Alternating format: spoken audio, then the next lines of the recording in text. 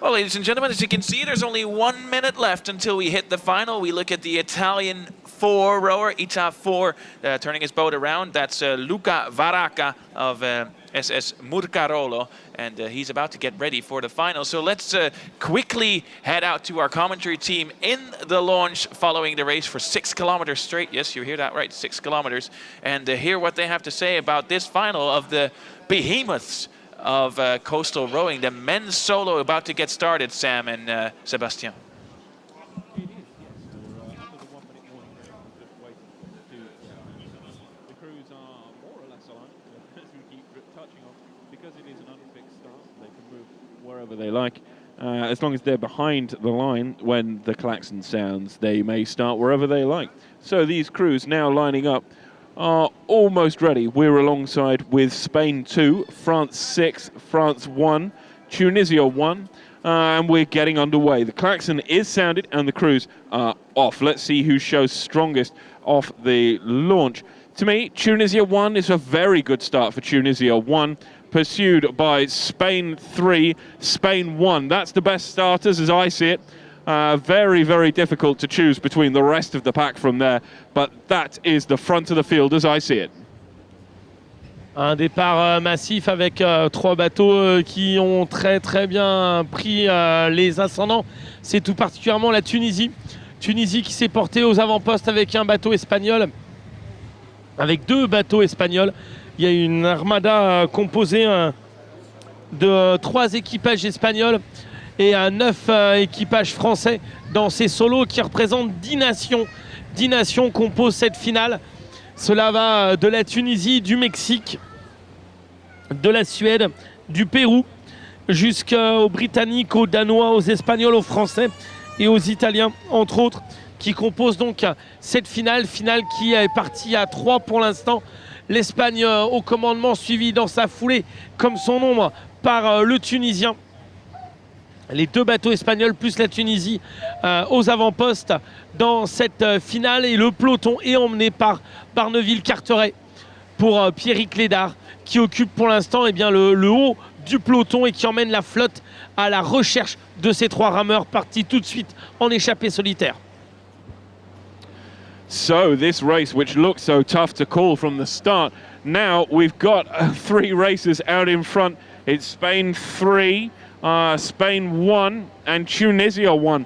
They really have let rip. Those 3 scullers have pulled 3 lengths probably out of the rest of the field. We then find ourselves with a chunk of the midfield. I use the word chunk because I think there's about 12 scullers sat at 1, 2, 3, 4, 5, 6, 7, 8, 9, 10, 11, 12, 13, 14, 16 sat in the midfield. Then we've got a couple of outliers just hanging off the pace a little bit. But at the moment, it's Spain 1 from Spain 3, Tunisia 1 running in behind them. Then it looks to me like we've got an Italian crew. Their numbers just been folded by the waves. So I can tell you it's Italy. When they round the next bend and we see the other side of their boat, we'll know which. Sweden up in the mix as well, currently running in 5th position. On a donc toujours ces 3 équipages, 2 Espagnols et un Tunisien qui se sont portés au commandement. Voilà le trio de tête qui voit maintenant le peloton progressivement exploser en 2 groupes. Il y a un groupe de poursuivants qui se dégage, emmené par l'Italie, la Suède, en particulier le Mexique, l'Espagne 2, la France pour Barneville-Carteret. Voilà le groupe qui occupe les avant, l'intermédiaire. Et ensuite le peloton emmené entre autres par Chambéry. Il y a également San Michele pour l'Italie qui occupe donc la suite du peloton. Peloton est tiré sous les à-coups italiens maintenant pour aller revenir sur le groupe de 3 qui va devenir dans quelques instants un groupe de 4 à 6 rameurs avec le Péruvien et le Suédois qui font un énorme effort pour revenir sur ce trio devenu maintenant quatuor. Well, we've just moved into the windier section of the course. I could not explain to you why it's windier here than it is round the corner, but you can see it on the water. The top's blown off. it goes from a rolling swell to a light chop. I think it's probably a little bit more difficult to deal with. Spain 1 taking it on the chin and holding the front of the field. His compatriot Spain 3 makes chase. So currently it's Spain 1, that's Adrian Miramon Quirico of Real Club Mediterráneo, who holds the front of the field. Spain 3, that's Real Club Nautico Torrevieja, which is Lars Gumprecht, runs in second place. Third, it's Tunisia, strong stuff from the Association Sportive du Lac du Tunis. It's Mohamed Tayeb running in third place. Fourth, we find our unnumbered Italian crew ahead of Peru 1 and Sweden 1. Those in turn are Dennis Gustafsson, a great tall rower. Gustafsson, we saw him yesterday walking around the boat enclosure, and he is a mammoth of a man, Mikula, as I'm sure you would word it. Peru follow up, that's Club Universitario de Regatas, Eduardo Linares. He's currently running in at sixth place. The rest of the field quite close and difficult to call, but that's the wind-up at the front of the pack. Oui, toujours ce rameur espagnol, l'espagnol numéro 1, qui a pris l'avantage du côté du Real Club Mediterráneo, qui navigue sur une coque de marque française face ensuite au deuxième rameur espagnol, le Tunisien troisième, l'Italie quatrième. On ne peut pas voir son numéro qui se décolle. Il y a ensuite le Pérou en contre-attaque et la Suède. Voilà donc le groupe de 2, 4, 6 concurrents qui amorce l'arrivée progressivement vers la première marque de parcours avec le rameur espagnol sur son bateau français, de marque française, qui tient clairement maintenant l'avantage dans cette finale. Spain 1 still front the field, in fact building the lead as we come in towards the first turn. We're now about 250 metres out from that first nav point. That's where things should get interesting. As we've touched on, a single scull is quite manoeuvrable, and if you lose speed, it's not very heavy. It's quite easy to get back up to speed, or at least, let me rephrase that, it's not quite easy at all. It's easier than it is in the double or the quad. So it'll be Spain 1, first around the mark. Chase down hard. Still, I think Spain 3 hangs on in front of Tayeb of Tunisia, running in third place. Let's see what happens when we get to the turn. Still, Spain has the inside of that line, but whether that does them any good, I am not sure. So, still, Spain 1 leads Spain 3, Tunisia in third, Italy numbered something, runs in fourth place ahead of Sweden and Peru. On a toujours le rameur espagnol au commandement pour le Real Club Mediterráneo qui maintient l'avantage, mais ça va devenir serré sur ce passage de bouée parce que le deuxième rameur espagnol est revenu, tout comme le Tunisien. On assure maintenant le virement de bouée pour ce passage avec toujours le rameur Espagne 1 en tête. Top, le numéro 3 espagnol, qui prend la bouée, qui prend littéralement la bouée, le Tunisien, donc deuxième, un peu bloqué, troisième l'Italien, quatrième le Pérou. Attention, ça tape. It's all gone wrong at the first buoy. Spain 1 gets round clean. Spain 3 rows straight into the buoy and comes to a dead stop, tangled up in the ropes. Then we've got a broken blade in the Tunisian scull. Broken blade in the Tunisian scull. Hopefully assistance coming to him soon, as 5 or 6 crews all got tangled. Italy 2 doesn't look ahead, runs straight into Tunisia. France 4 gets round clean, although Spain 3 up in the mix. So we've got a tangle of a great number of crews here. Tunisia, though, will be out of the race, dropping from third. He's now lost one blade, has no way to make room. The jury just getting onto that they can collect the floating half of the blade so it doesn't cause any navigational issues for the rest of the field. And the Tunisian sculler, who had been on track for a bronze medal, is now going to have to sit and await rescue, as his chances are over, having lost his right side blade. On a donc une palette cassée chez le Tunisien, qui s'est retrouvé un peu ensuite dans un jeu de quilles. Et il était jusque-là troisième. Il y a eu choc avec un des concurrents au virement de la bouée par l'Italien, l'Espagnol qui était un peu à l'intérieur. Et il y a donc, il y aura décision d'arbitrage. Le jury va devoir statuer sur cet incident de course Incident très important qui rebrasse les cartes. On revient maintenant avec la tête de course occupée, et bien cette fois-ci solitairement par l'Espagnol du Real Club Mediterraneo. On retrouve en deuxième position le Pérou, troisième position la Suède, quatrième l'Italie, cinquième le deuxième Espagne 3. Mais rien n'est fait. On a vraiment rebrassé les cartes après cet incident de palette cassée. Retour donc, Espagne au commandement, deuxième place le Pérou, troisième la Suède. Well, Spain 3's crash into the buoy at turn 1 has caused absolute havoc with the order. It's dropped Tunisia from third out of the race, realistically. I didn't actually see what happened to the blade, but it was during an avoiding action, I think. And that leaves Spain 1 well out in front of the field now. That all happened just behind him, so he literally flew away before any of that caused him any problems. Up in the mix, Sweden has moved up into third place. Strong stuff and good navigation has seen him stay out of trouble and make his way up through the field. Second, more difficult to call at this point. We're just staying wide as the crews get back into rhythm, so we're just leaving them a little bit of space to make sure that everyone can get back underway safely. Still looking very, very strong, and having profited the most from that is Spain 1, who gets clear water and has a breathing space behind him to get away. Les positions qui se stabilisent maintenant en abord de la crique de Roquebrune pour aller virer les deux bouées à 90 degrés. On a un avantage extrêmement certain qui était déjà pris avant les incidents de parcours à la première bouée. C'est pour Adrian Miramon Quiroga du Real Club Mediterraneo pour l'Espagne, alors qu'en deuxième position on va chercher du côté du Pérou du club Universitario de Regatas pour Eduardo Linares qui maintient la deuxième place.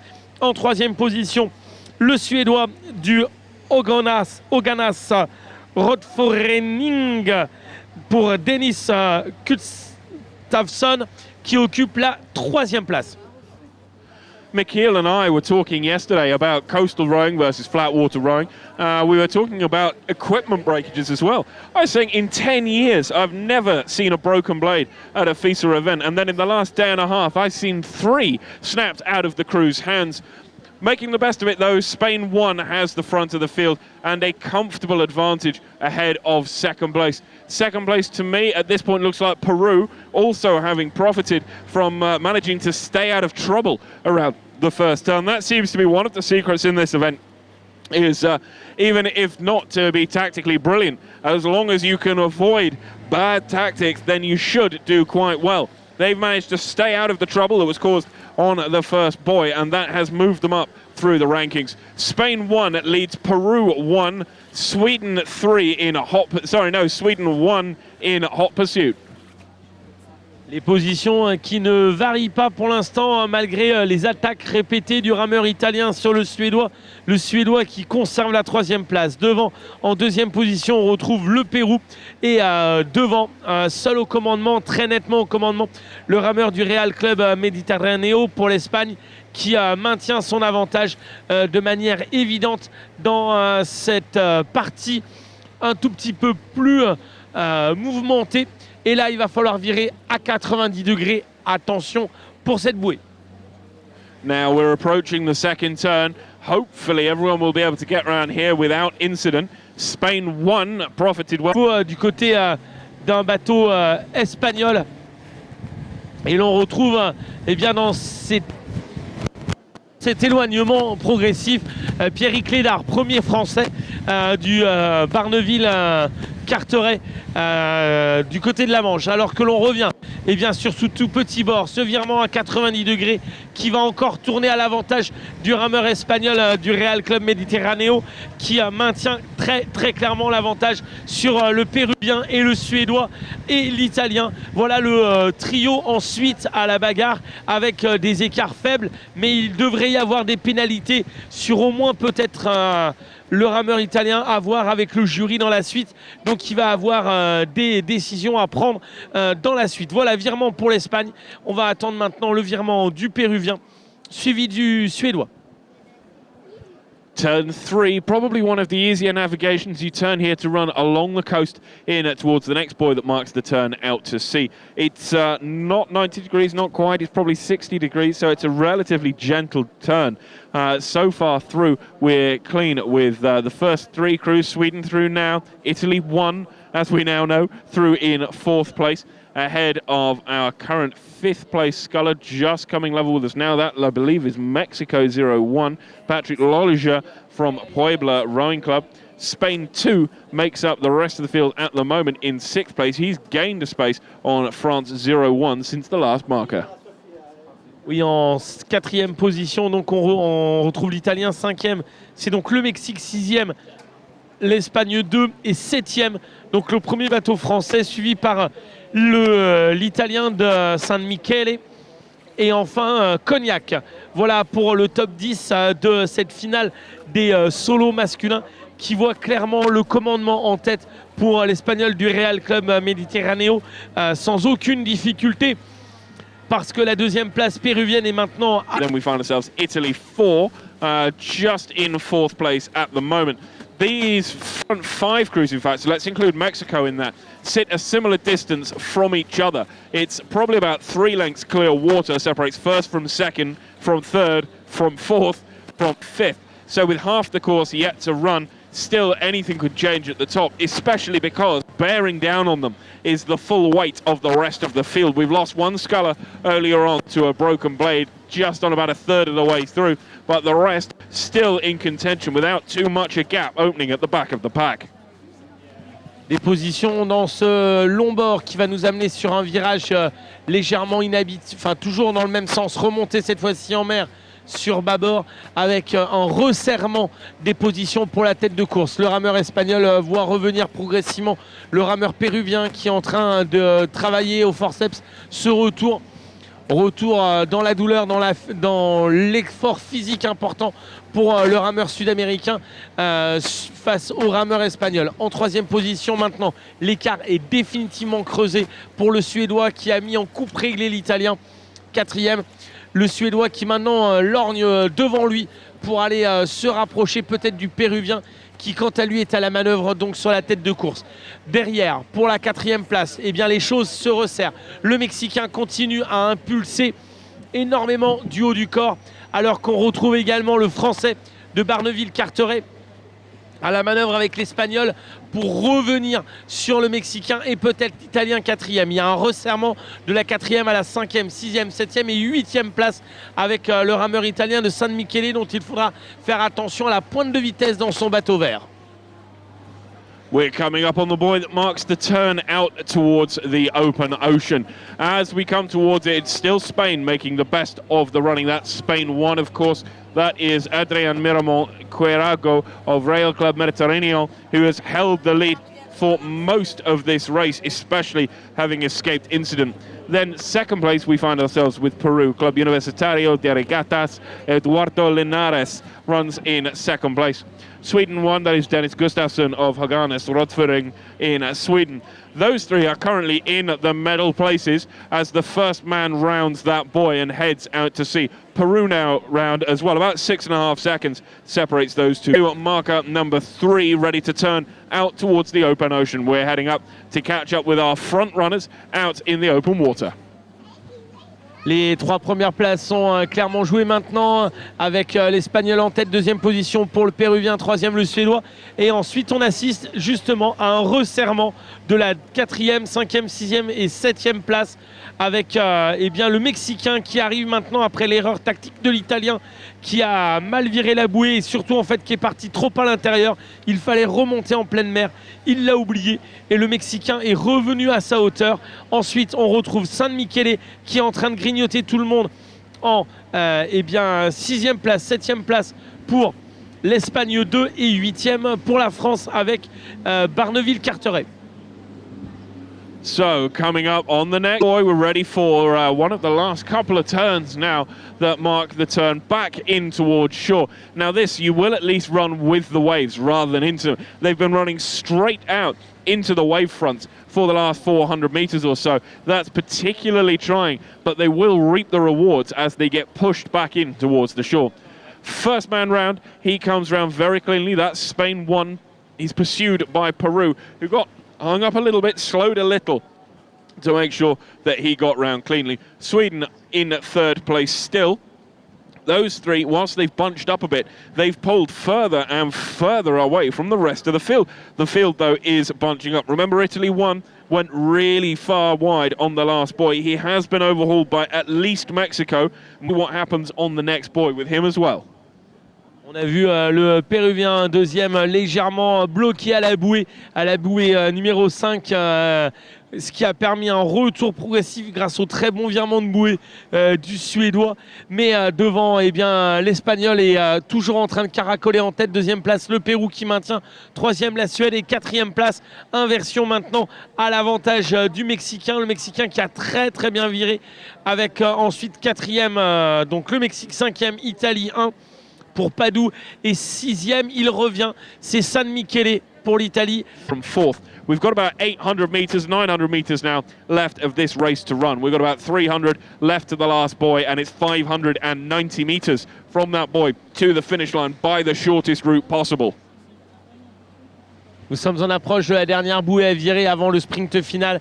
Et le Suédois qui se retourne en troisième position très régulièrement pour vérifier son placement par rapport à la bouée, par rapport aux vagues et qui se creusent dans cette partie de course. Des vagues latérales qui viennent de 3/4 bâbord. C'est dire si elles sont peu pratiques à ramer. Pas de question de surf possible.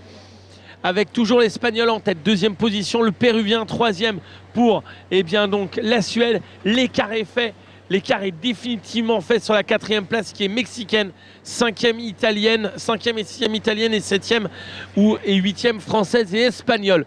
Le commandement donc avant le virement de bouée pour l'Espagne depuis le début, suivi par le Pérou et la Suède. We're coming up to the last turn now. That marks the charge for Homme. Still at the front of the field, we're with Spain. Cette recherche de la médaille d'or, alors qu'en deuxième position, eh bien, l'on retrouve le Pérou, troisième, la Suède. Un podium plein de diversité des quatre coins du monde et qui va faire plaisir jusqu'au bout. Et l'Espagnol, là, qui commence à vraiment savourer, voyant que le Péruvien ne peut pas revenir normalement sur sa médaille d'or. Deuxième place, le Péruvien, qui lui aussi voit que le Suédois est à distance. Les positions sont verrouillées dans cette finale pour les trois couleurs de métaux. We're into the closing stages now. It's double gold. That's the hope, certainly, for Miramon of Spain. He holds the front of the field. He's got what I would call an insurmountable lead, given the amount of distance we've got left for this race to run. So it is Miramon of Spain who holds the front of the field, representing his club, Real Club Mediterranean. He's done very, very well all throughout. I appreciate that he benefited early on, but his sculling style looks very relaxed. It's a low rate as he comes towards the finish line. He still leads the Peruvian sculler Linares by, 4.5 lengths of open water, I'd say. So it's been Spain all the way ahead of Peru, running in second, with Sweden in third. Et le Péruvien qui y croit jusqu'au bout, avec toujours l'Espagnol en tête. Vous les avez ces images grâce au drone qui survole cette finale. Eh bien, l'Espagne toujours en tête, le Péruvien qui y croit jusqu'au bout, qui tente de relancer pour réduire l'écart. Alors qu'en troisième position, c'est le Suédois. Et toujours donc à ces positions, Espagne en or, Pérou en argent et Suède en bronze. Gustafsson of Sweden has rowed a very, very strong bronze medal race. The competition in front is the only thing that's kept him from a gold medal. You race the race you're in, and he has just been held up by Linares, has held him at bay, and of course out in front, Miramon of Spain has managed to dominate the front of the field. So now a very relaxed stroke is what's going to take the Spaniard over the line. His rate has crashed as he's pursued by the increasingly paced Peruvian sculler towards the line. Alors que l'Espagne va aller s'imposer, en deuxième position le Pérou et troisième la Suède, alors que certains bateaux sont vraiment extrêmement côté bord. It's going to be quite close. I mean, it will be Spain, it will be Miramon, the reigning world champion, to the line, but his lead absolutely destroyed by Linares. Look at him, look how excited and proud he is of his achievement. An excellent second gold medal for Miramon of Spain. Well-deserved lead ahead of Linares of Peru for second place. Sweden will make it there for third. That's Gustafsson about to earn his very own bronze medal. Wow, that was some impressive racing by Adrian Miramon Quiroga, the master of the Mediterranean Sea, hailing from Malaga in Spain, crowning himself double world champion in coastal rowing in the men's solo event. Last year in Lima in Peru, he was the best of everyone, and now he bested everyone again, beating Peruvian Linares to second place, and then it was Gustafsson of Sweden coming in third. But what a race and what a finish by the double world champion from Spain, Adrian Miramon Quiroga.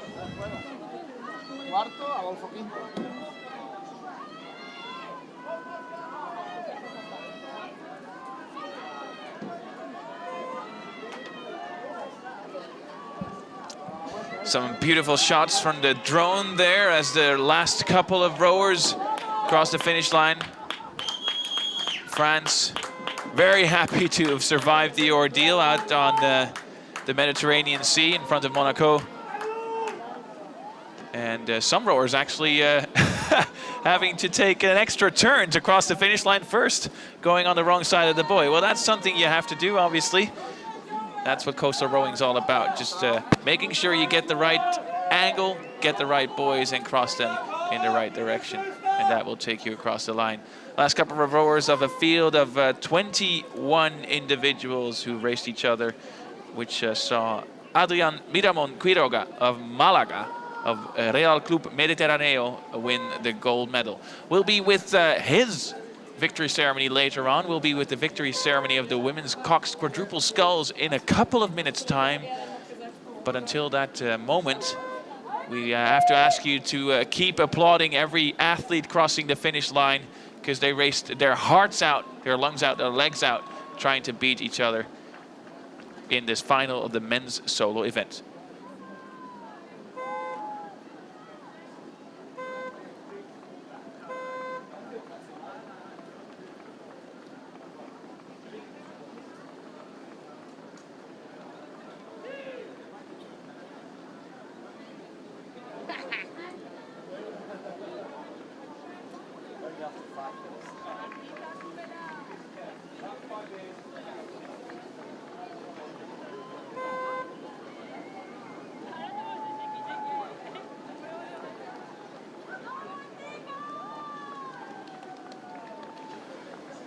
Well, and as the camera pans away from silver medalist Eduardo Linares from Peru, I think it's about time to honor 15 female athletes who just had a marvelous final of the women's Cox quadruple sculls. So let's join them at the victory ceremony for that event.